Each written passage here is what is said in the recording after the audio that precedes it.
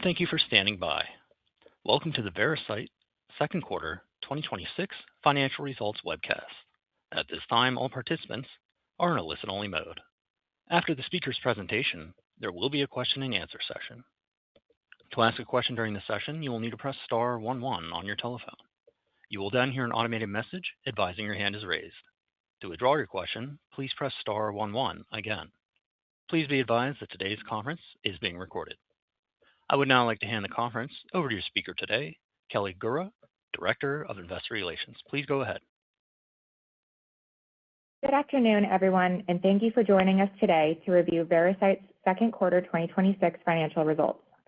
Joining me on the call are Marc Stapley, our Chief Executive Officer, and Rebecca Chambers, our Chief Financial Officer. Dr. John Light, our Chief Commercial Officer, will also be available for Q&A. Earlier this afternoon, we issued a press release detailing our second quarter financial results, and we posted an accompanying presentation in the investor section of our website. Before we begin, I'd like to remind you that statements we make during this call will include forward-looking statements as defined under applicable securities laws. Forward-looking statements are subject to risks and uncertainties, and the company can give no assurance that they will prove to be correct. The company undertakes no obligation to update any forward-looking statements except as required by law.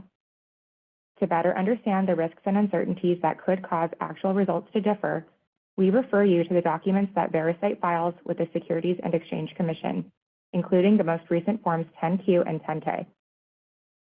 In addition, this call will include certain non-GAAP financial measures. Reconciliations of these measures to the most directly comparable GAAP financial measures are included in today's earnings release, accessible from the Investors section of Veracyte's website. I will now turn the call over to Marc Stapley, Veracyte's CEO. Thank you, Kelly, and thank you all for joining us today. Q2 was a milestone quarter for Veracyte as we launched Prosigna LVT and TrueMRD, catalyzing two of our key growth opportunities and meaningfully expanding our portfolio. We advanced the clinical evidence supporting Prosigna, Decipher, and Afirma while delivering another quarter of double-digit growth and industry-leading profitability. These achievements reflect years of investment in our platform, the growing body of evidence supporting our tests, and our differentiated commercial capabilities. More importantly, they enhance our ability to reach and positively impact more patients. Today, our portfolio helps guide patient care across multiple cancer types and increasingly across the cancer care continuum, from risk assessment through recurrence monitoring. As we continue to expand that impact, we are approaching one of the most meaningful milestones in our company's history, serving our 1 millionth patient. The recent launches of Prosigna LVT and TrueMRD for muscle-invasive bladder cancer, or MIBC, represent the culmination of years of hard work. To say I'm proud of these accomplishments and of our team for delivering them would be an understatement. I want to thank our employees and external collaborators whose expertise and partnership made these outcomes possible. I'm also grateful to the physicians who have worked with us to advance cancer care and to the many thousands of patients whose participation in research helped make these innovations possible. Since launching the Prosigna test in the U.S. following the presentation of the practice-changing OPTIMA trial results at ASCO, we've seen tremendous enthusiasm from both physicians and patients. Prosigna helps guide treatment decisions at a pivotal point in the breast cancer care journey by quantifying the risk of recurrence up to 10 years and providing a likelihood of chemotherapy benefit. Backed by the most rigorous clinical trial demonstration to date, Prosigna achieves this by providing intrinsic subtyping classification information from the well-validated, well-published PAM50 signature that highlights the underlying biology driving the patient's cancer. This helps identify patients who can benefit from chemotherapy and those who may be able to safely avoid it. Prosigna is foundational to our breast cancer franchise and represents one of the most significant product launches in Veracyte's history. As a reminder, OPTIMA is an independent prospective phase 3 randomized trial that enrolled more than 4,400 high-risk early-stage breast cancer patients. The study met its primary endpoint and demonstrated that more than two-thirds of clinically high-risk patients may safely avoid chemotherapy without compromising outcomes. Importantly, this includes premenopausal women and patients with up to 9 positive lymph nodes. The OPTIMA results also generated significant media attention making Optima and Prosigna the most covered diagnostic story at ASCO. Looking ahead, publication in a leading peer-reviewed journal will represent another important milestone, further validating this level 1A prospective evidence supporting Prosigna and its potential inclusion in future clinical guidelines. We see a significant opportunity to expand access to Prosigna in the U.S., where approximately 225,000 patients are diagnosed with ER-positive, HER2-negative breast cancer each year. We believe many of these patients may benefit from the clinically validated insights Prosigna provides to help inform treatment decisions. With Optima, Prosigna has the only clinically validated evidence for premenopausal women and patients with higher nodal involvement. This expands and strengthens the clinical utility already demonstrated in many prior studies, including as a prognostic test for node-negative patients. There are 157 publications to date featuring Prosigna, and more than 1,200 publications featuring the PAM50 classifier on which the test was built. In the near term, we are focused on educating key opinion leaders and driving adoption in high-volume centers. While menopausal status and nodal involvement may present the catalyst for the initial conversation, we believe healthcare providers will choose a test they can use with confidence across all ER-positive, HER2-negative patients, rather than stratifying their use based on these differentiating factors alone. We have been thrilled by the quality and breadth of engagement since launch, which gives us confidence our commercial strategy is on point. We are now actively engaged with more than 100 institutions that help shape standards of care in breast cancer, including nationally recognized academic cancer centers, large integrated health systems, and regional oncology networks. Many of these organizations are evaluating broad adoption of Prosigna across their breast cancer programs, and in some cases have expressed interest in using Prosigna for all hormone receptor-positive patients that they treat. Based on this strong engagement, the growing activity on our ordering platform, and our customers' desire to start incorporating Prosigna into existing practice management workflows, we are expanding our salesforce ahead of our original plan to capture the demand we are seeing. We are making progress on reimbursement and continue to have constructive discussions with MolDX regarding Medicare coverage. We are encouraged by the engagement to date and look forward to providing updates as those discussions progress. I couldn't be more excited about the momentum we have seen since launch. While early, the response from patients, clinicians, key opinion leaders, and the broader oncology community reinforces our conviction that Prosigna can become a meaningful growth driver for Veracyte, and even more importantly, improve quality of life for the hundreds of thousands of patients dealing with breast cancer. Turning now to MRD. We launched our first test on our TrueMRD platform in June, after securing Medicare reimbursement for recurrence monitoring in patients with MIBC following radical cystectomy. The TrueMRD monitoring test for MIBC represents the first commercial application of our MRD platform and our entry into this rapidly growing market. Importantly, our whole genome approach to MRD is extensible, well beyond bladder cancer, with the potential to support multiple tumor types and clinical applications over time. TrueMRD for MIBC is the first and only commercially available MRD test to utilize whole genome sequencing for not just the landmark test, but also through longitudinal monitoring with all subsequent liquid biopsy surveillance tests. We believe this is a meaningful differentiator, offering a broader view of tumor biology and the ability to track tumor evolution over time, capabilities we expect will become increasingly important as oncology research and testing advances.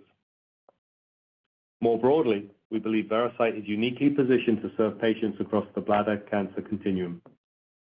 Today, Decipher Bladder helps physicians risk stratify patients, and with TrueMRD for MIBC, we are adding recurrence monitoring at another critical point in the patient journey. Over time, we expect continued evidence generation, product enhancements, and portfolio expansion to further strengthen our position in bladder cancer management. We are leveraging the strong brand we have built through Decipher and our long-standing relationships across urology and radiation oncology to accelerate awareness and adoption of our first TrueMRD test. In parallel, we are investing in the operational infrastructure, workflow enhancements, and automation needed to support larger testing volumes as we intentionally expand the platform over time. While we remain in the early stages of commercialization of TrueMRD for MIBC, we have been encouraged by the initial feedback from physicians who recognize the advantages of a truly whole genome approach and the complementarity to our overall bladder program. We continue to believe that the TrueMRD platform has the potential to become an important long-term growth driver for Veracyte. Moving on to Decipher Prostate, we delivered another strong quarter of revenue growth, up 20% year-over-year, driven primarily by 17% volume growth, with improved ASP contributing the balance. ASP growth reflects the significant focused work our market access and billing teams completed over the last year, including operational improvements, strong payer engagement, and expanded coverage across multiple accounts, which led to higher recoveries per test. With just under 30,000 tests resulted in the second quarter, we continue to see strong underlying demand for Decipher. Having said that, we are taking our expectations for volume for the year down by approximately 1%, or slightly more than 1,000 tests, primarily in the low-risk setting. Importantly, our expectations for the rest of the business remain on track. Low-risk disease represents an important growth opportunity for Decipher, and one where we are also actively investing to generate additional high-quality evidence. The 2025 NCCN guideline update reinforced the need for additional high-quality evidence supporting the use of genomic testing in low-risk patients considering active surveillance.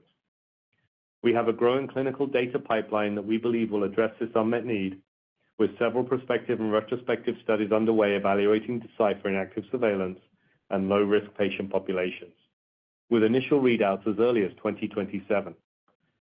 As these data emerge, we believe they have the potential to further expand the clinical foundation for Decipher, supporting broader low-risk adoption and guideline inclusion over time.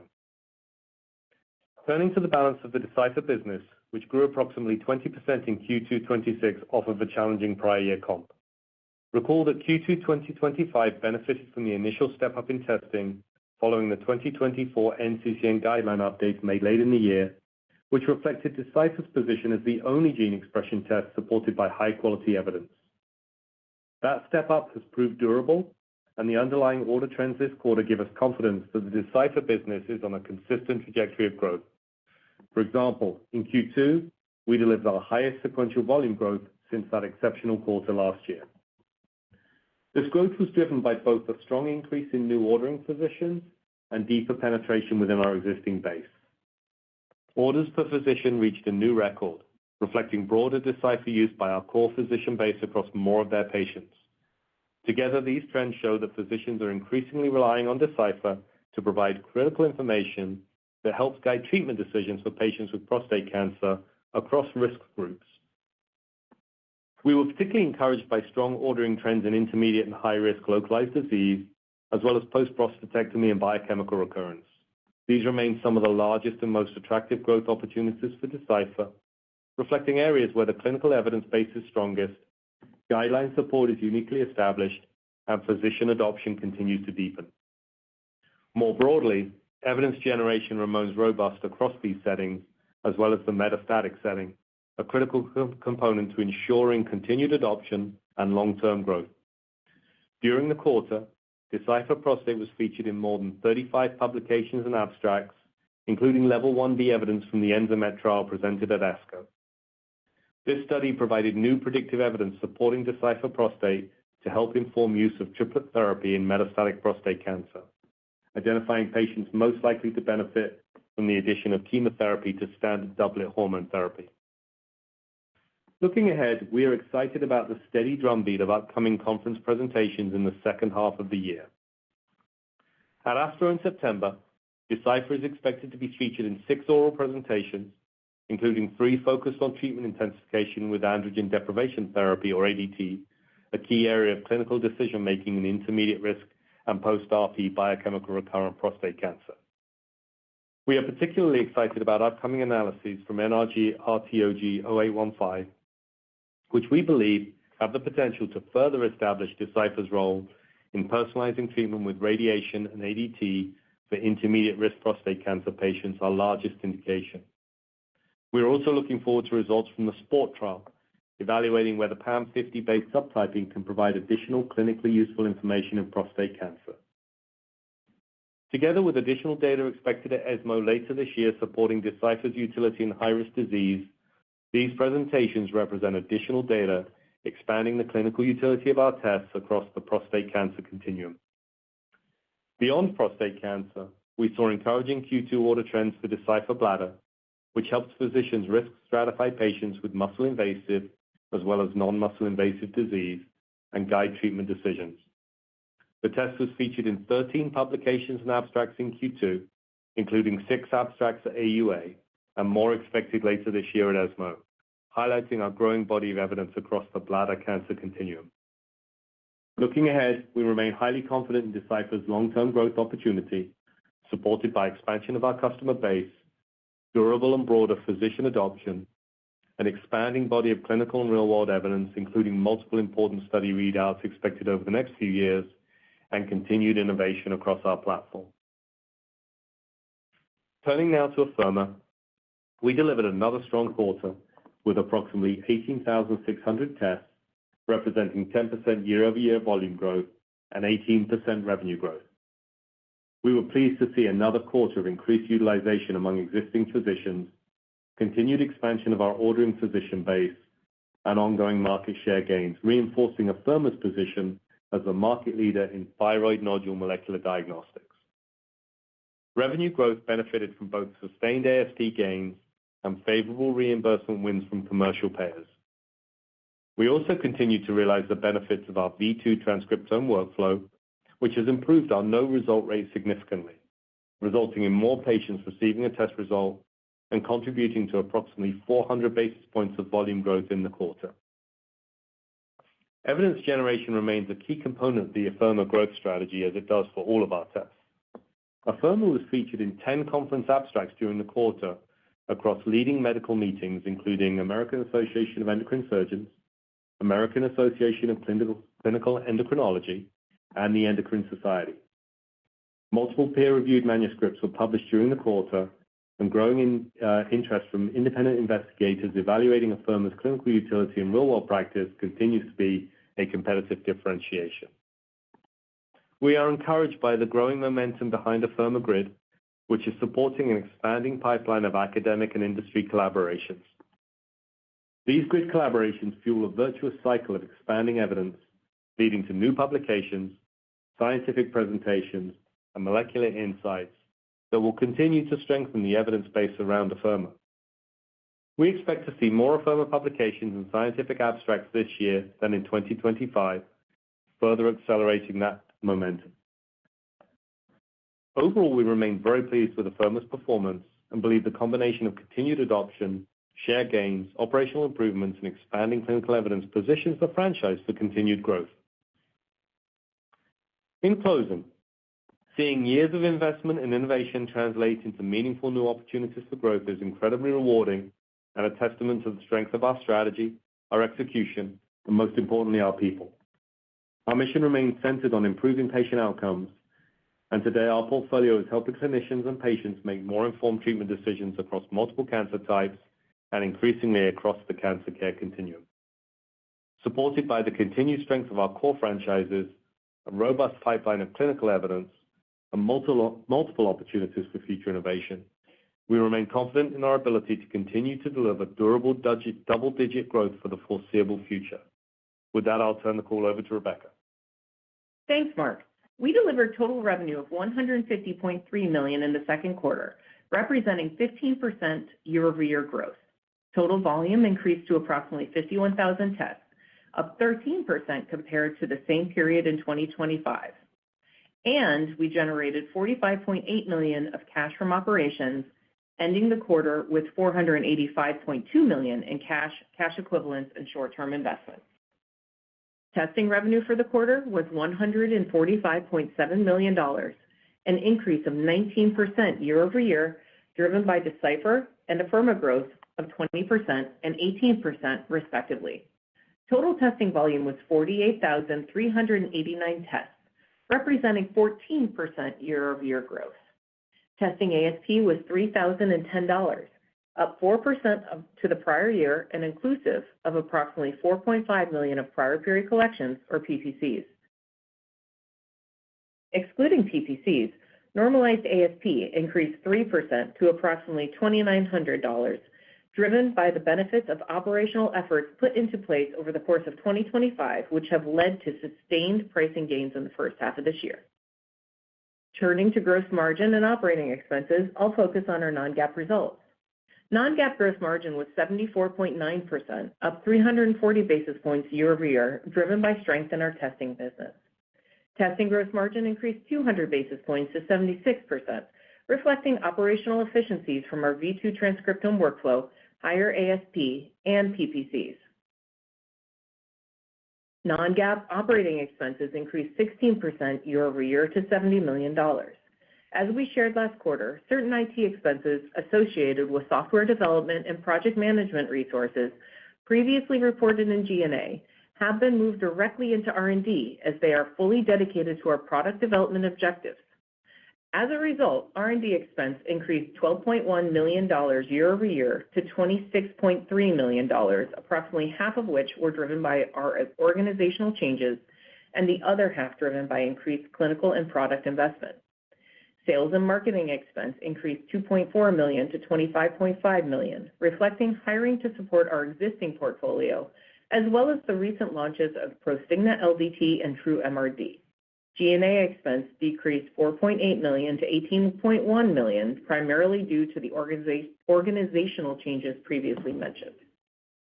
From a profitability standpoint, we delivered GAAP net income of $25.5 million in the quarter. Adjusted EBITDA was $44 million, or 29.2% of revenue, up 23% year-over-year and above our long-term target of 25%. This level of profitability continues to demonstrate our operating leverage as we both invest in our growth drivers and generate meaningful cash. Turning to our 2026 outlook, we are raising full-year total revenue guidance to $590 million to $596 million, representing 14% to 15% year-over-year growth compared to our prior range of $582 million to $592 million. This reflects expected testing revenue of $576 million to $582 million, representing 17% to 18% year-over-year growth, compared to our prior range of $570 million to $580 million, with testing volume growth modestly below revenue. Included in our guidance is approximately $10 million of other testing revenue from cytology services and Decipher Bladder. Further, our guidance assumes approximately 20% Decipher revenue growth. Based on current ordering trends and normal seasonality, we expect approximately 31,000 tests in Q3 and 33,000 in Q4. And given PPCs collected year-to-date and stronger than expected ASP performance this year, we now expect ASP to be slightly higher this year compared to 2025. For Afirma, we have increased our revenue guidance to approximately 12% to 14% year-over-year growth, driven by favorable year-to-date PPCs, ongoing ASP improvement, and an anticipated no-result rate of benefit of approximately 3% for the year. Due to typical seasonality and in line with prior years, we expect Q3 volume to be slightly down sequentially with a larger step-up in Q4. On revenue, Afirma is expected to step down sequentially, given close to $3 million of PPCs in the second quarter. As Mark shared, we are pleased with the early feedback on our recently launched test. Given we do not yet have Medicare reimbursement for Prosigna and are still early in the launch process, our revenue guidance excludes contribution from these tests. Moving to profitability, we are maintaining our full-year adjusted EBITDA guidance of greater than 26%, reflecting our expected investment to support our growth initiatives throughout the year. As always, while we plan expenses on an annual basis, adjusted EBITDA may fluctuate quarter to quarter. In closing, Q2 was a milestone quarter for Veracyte.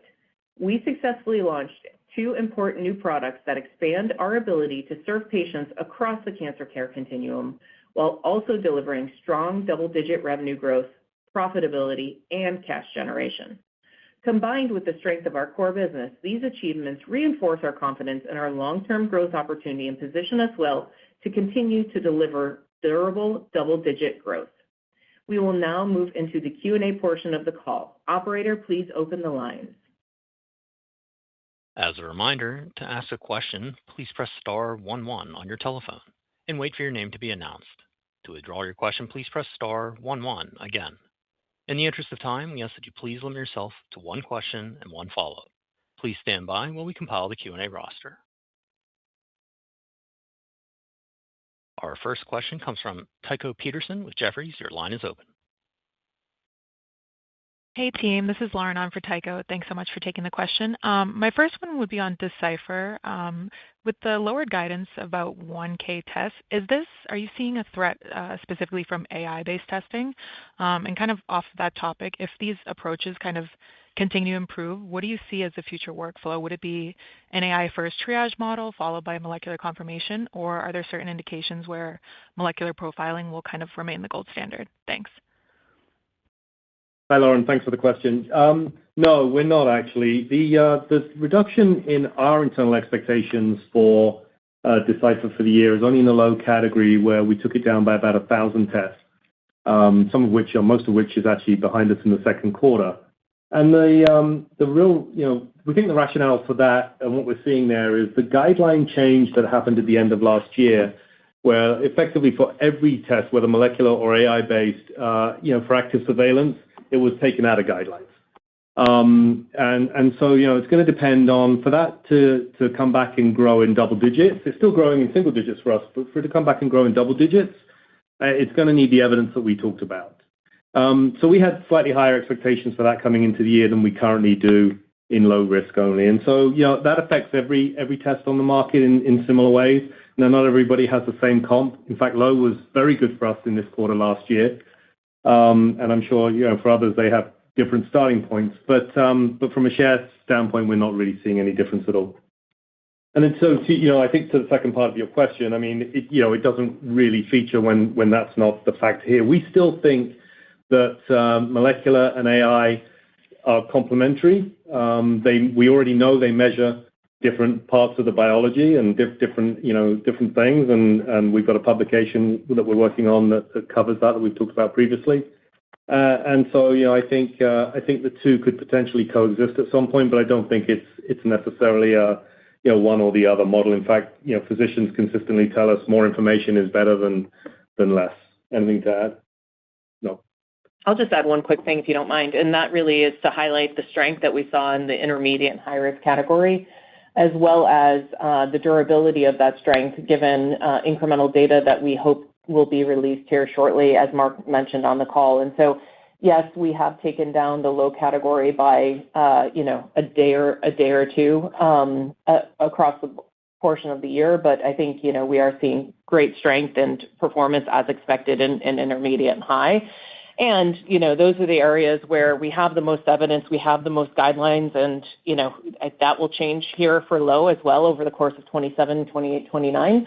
So I think, it's just, to me, the way I think about it is we have a great growth driver today, and low is an opportunity for incremental growth in the subsequent years, and is a very untapped market at this point in time.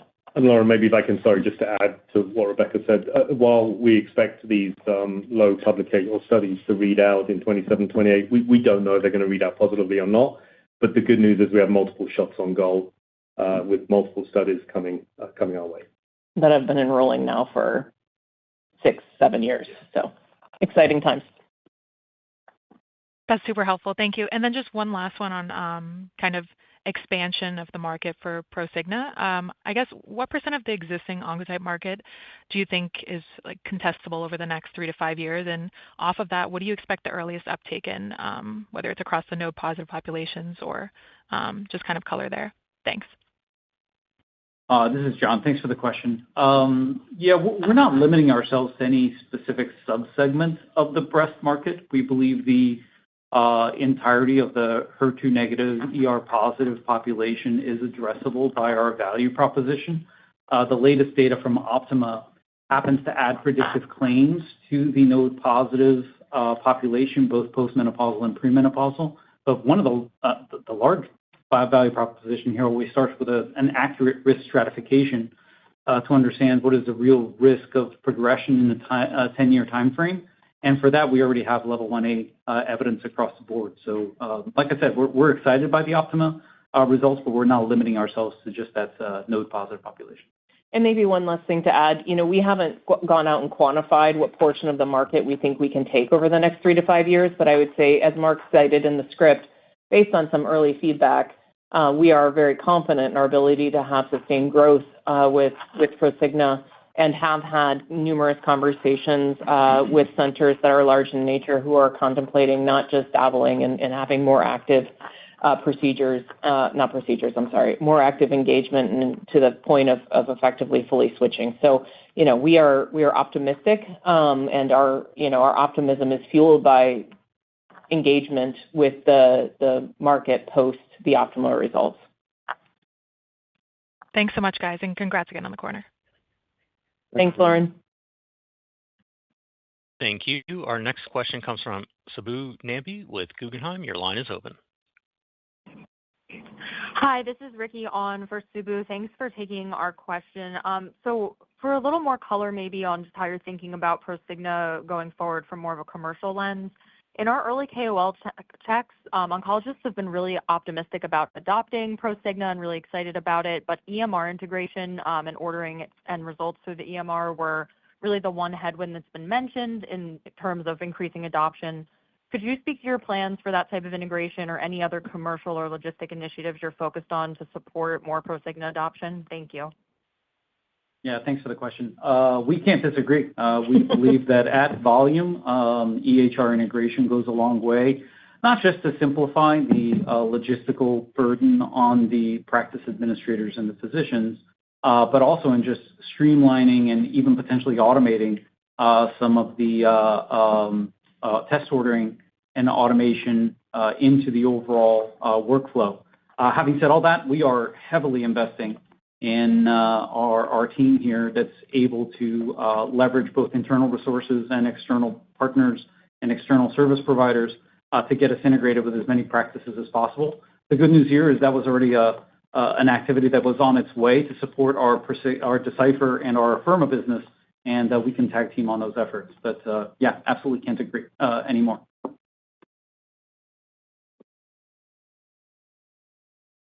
Thank you. Our next question comes from Keith Hinton with Freedom Capital Markets. Your line is open. Great, thanks. Just one quick one on Decipher and then a question on guidance. On Decipher, can you just talk a little bit about the low-risk population, what kind of the penetration level is today for molecular diagnostics, and with the guideline changes that you're hoping to have reversed in the future with additional data, kind of where you think that penetration rate could go over the next few years? Yeah, happy to. I can talk about our penetration. We think we're about 20% penetrated into this important low-risk market. And in fact, the penetration is growing every quarter. Even in this quarter, we saw a growth in the number of new customers and the growth in the number of ordering customers. And so, it's continuing to grow at a rate that, we said single digit, that exceeds the rate of incidence growth. But for it to really kick into a new gear, we do think it will need that NCCN guideline. So between now and then, I think it's going to continue to penetrate more as it grows every quarter, hopefully every quarter and certainly every year.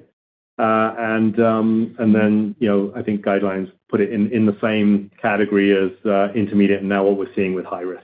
And that is, to be clear, our expectation is that we believe that we can have at least 80% penetration and a similar amount of share, if not more, on a sustainable basis at optimized penetration. So there's a huge runway, not only in the low-risk opportunity, but equally in the high and to a lesser extent intermediate, though there's still immense amount of white space left in intermediate.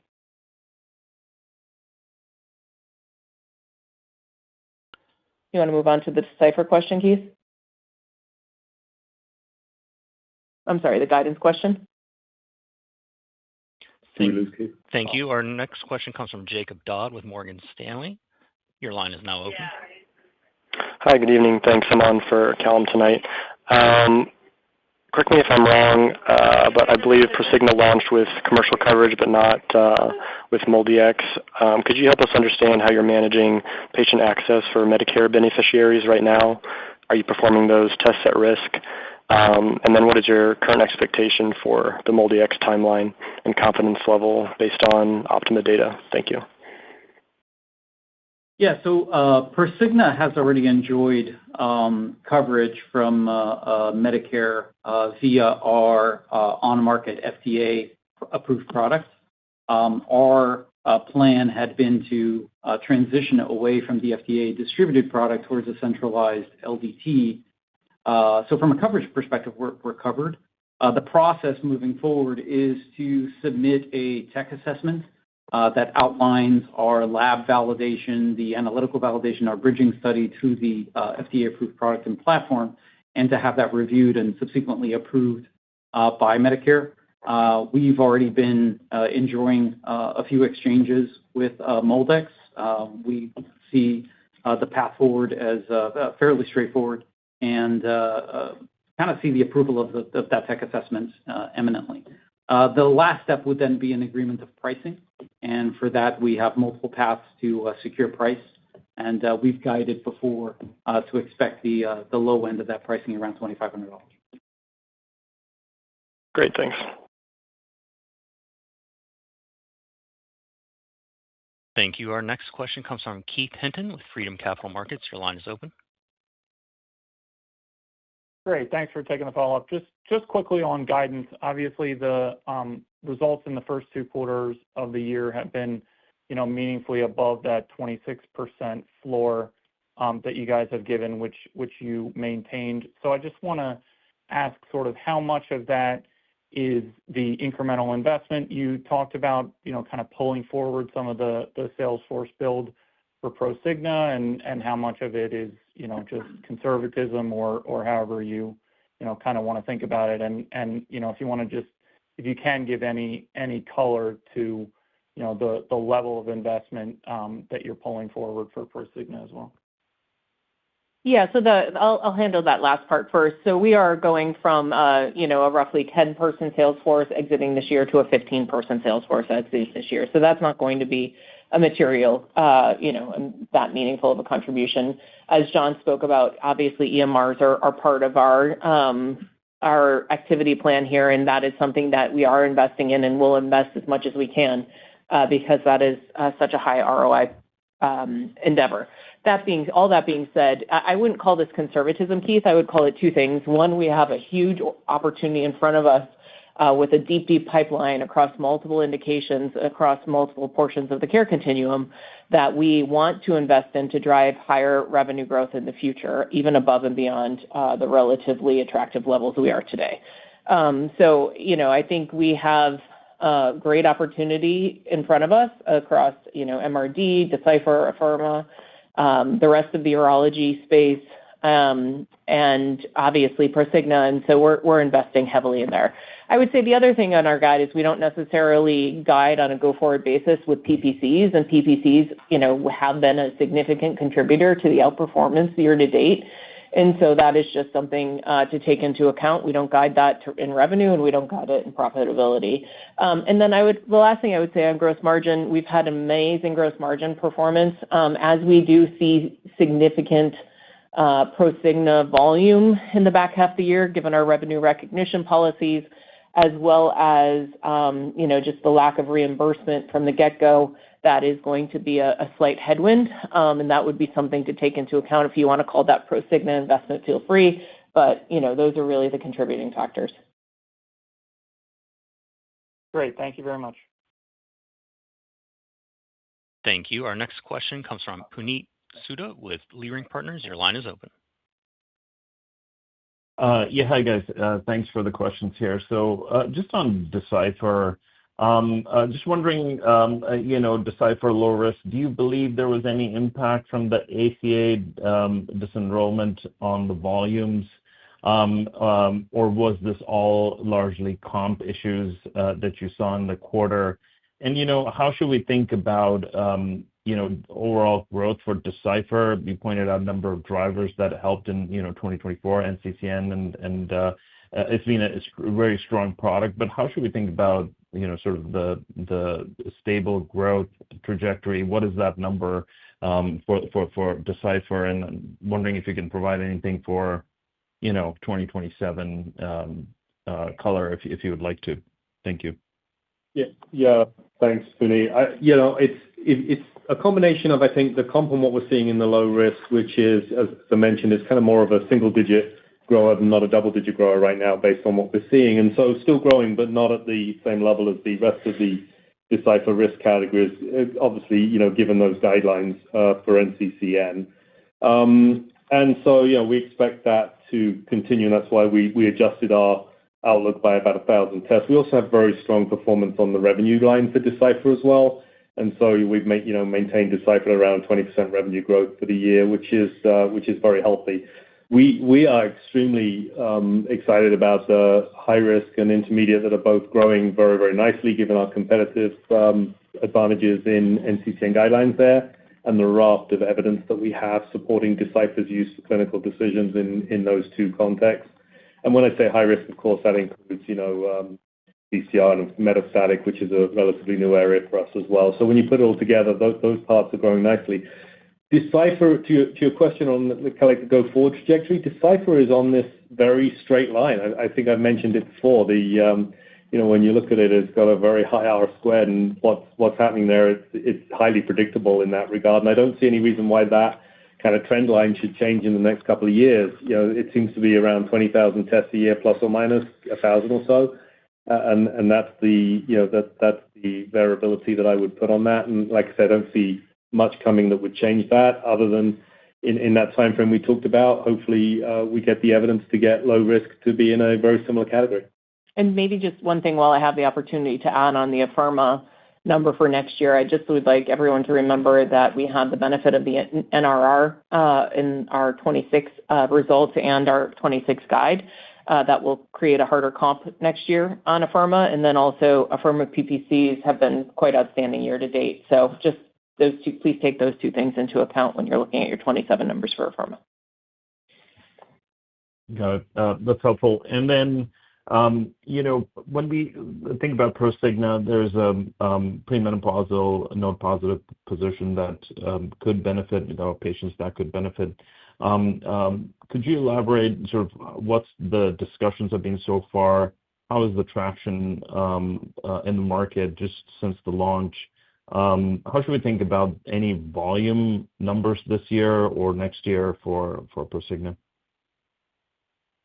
Well, from a market response, I'd say the market responded very, very favorably to the release of the Optima trial data.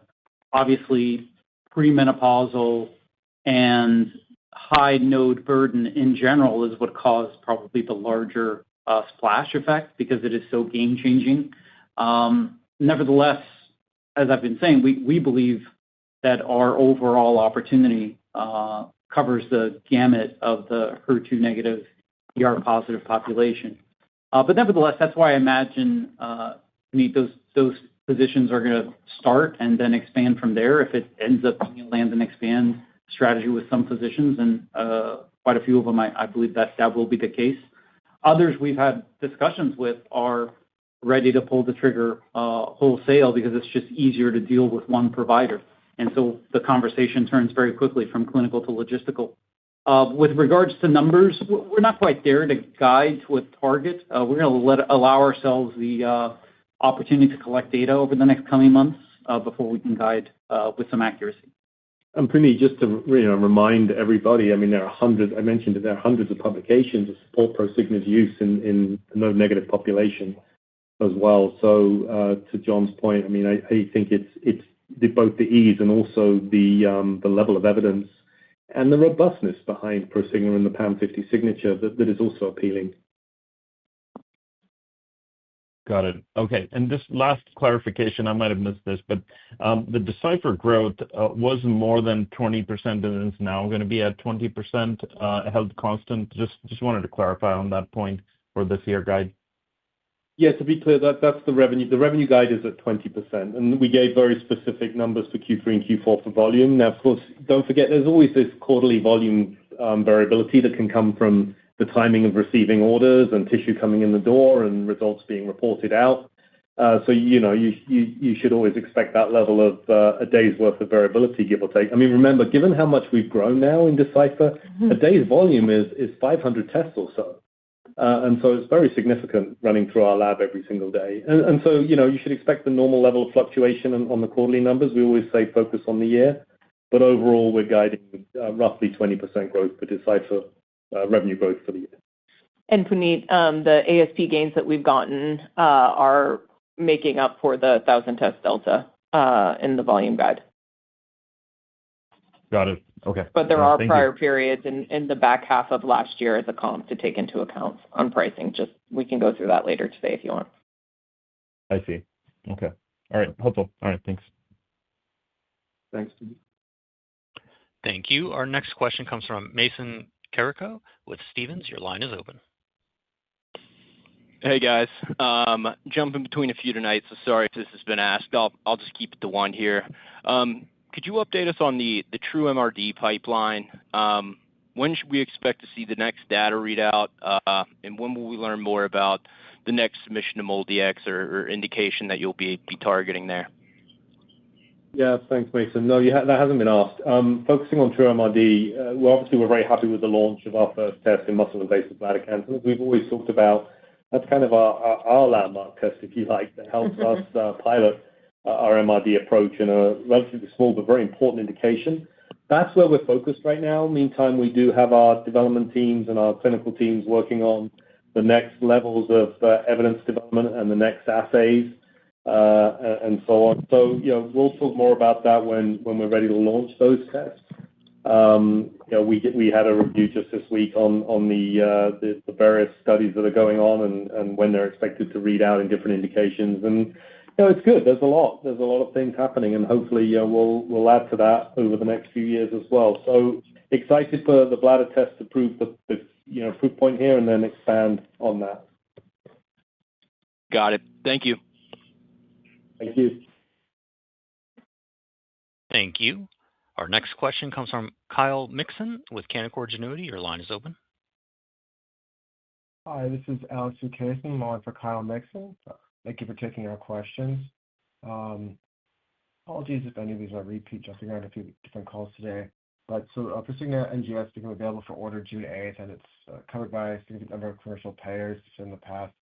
Can you just comment on early test adoption? Do you believe that the Optimus study results could be the key to guideline inclusion or either future or true test volume inflection? Thank you.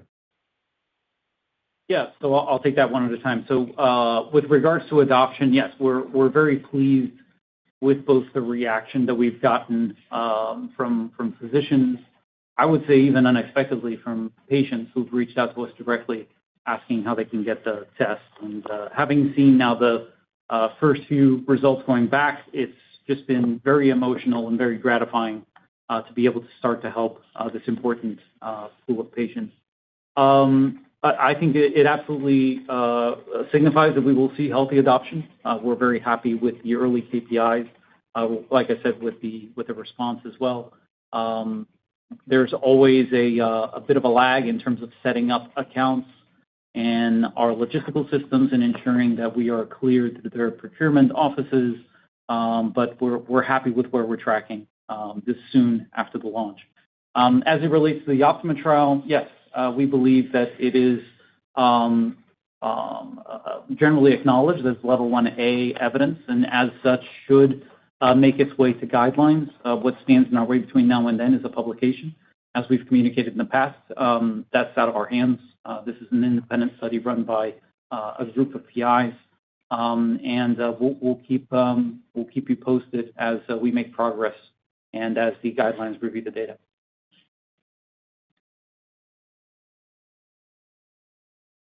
Thank you. As a reminder, to ask a question, please press star 11 on your telephone. Again, that is star 11 to ask a question.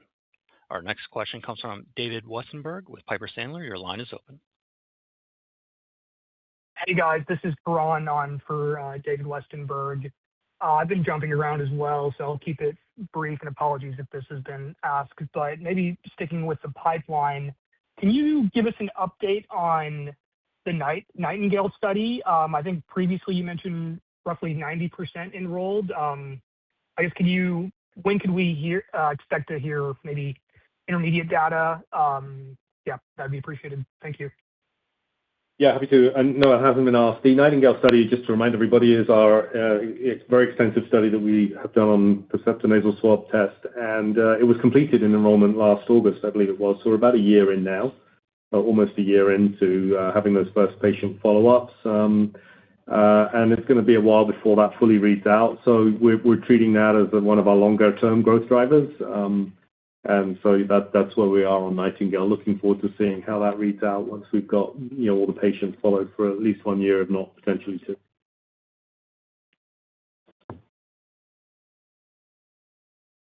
Thank you. Our next question comes from Joseph Conway with Needham & Company. Your line is open. Hey, everyone. Thanks for taking our questions. Maybe one on Decipher to start out with.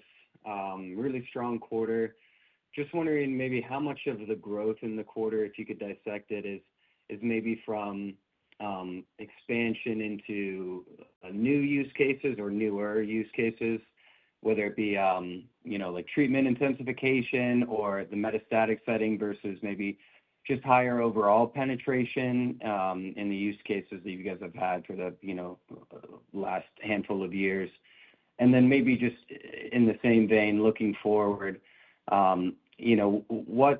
which of those buckets do you think will be more repeatable over the next couple of years, whether it be new indications or continued market penetration and existing?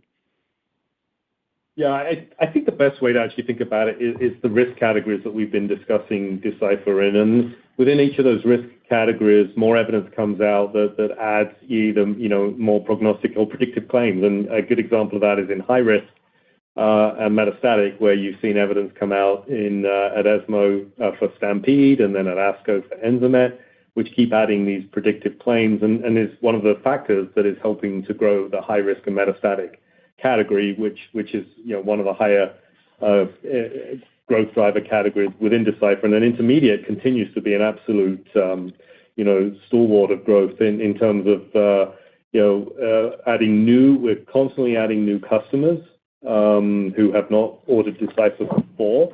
We're seeing a nice uptick in the ordering rate per customer, which means they're expanding it across their patient population, even within an intermediate risk category, for example. And so, other than low risk, which again, just to remind people, low risk is growing in terms of we're adding new customers for low risk, but it's not growing at the double-digit rate. It's more the single-digit rate now. So, I think if you think about it like that, it's the growth in the next couple of years is going to come from high risk and intermediate, and then the growth after that is going to come from low risk when we have the active surveillance evidence supporting that in guidance. And the other thing outside of the prostate portion of the urology market for Decipher, obviously we're quite excited about the opportunity for bladder. It's just starting to get going, but the data evidence generation engine has been fully at work here now for a couple of years. And so we are incrementally excited about the bladder opportunity in the back half of the decade as well. Okay, great. And then just one more. I know you guys get this question a decent amount, but just in terms of share buybacks or M&A, obviously there's you have a couple of launches and pipeline projects that are prioritizing a lot of investment now, but is there maybe a specific like cash balance or profitability metric where you guys start thinking about buybacks more, or maybe it's more about waiting until the launches and the pipeline is more in the rear view? I'm just wondering how you guys are thinking about that, if it's more of a dollar metric or more of a milestone kind of thing. Yeah, no, not really. I wouldn't say it was that scientific. It's really, we look at the capital deployment in really 3 categories. One is continued investment in our business, and Rebecca ran through earlier some of the things that we're doing there to really help drive the launch of these 2 new products, our pipeline of additional new products and innovations, and also the core growth in Decipher and Afirma. So that's priority number 1 is invest in the business and continue to make it grow as we have done year after year after year. The second is, you've mentioned it, but M&A, we've done a few acquisitions as a company, and we do look at the market, and we look at a lot of different things, and we're very open to the right assets being a part of Veracyte at the right time. And then the third category would be returning to investors in the way that you've described. And that to me at this point, when you think of all these other two categories and the things we've got ahead of us and the opportunities for us to deploy capital, is not top of mind, but we regularly look at that and discuss it. So you can rest assured it's certainly on the docket. It's just we've got plenty of things going on right now. Okay. Thanks, everyone, for taking our questions, and congrats on a very strong quarter. Thank you. Thank you. Have a great afternoon. Thank you. This concludes the question and answer session and today's conference call. Thank you for participating. You may now disconnect.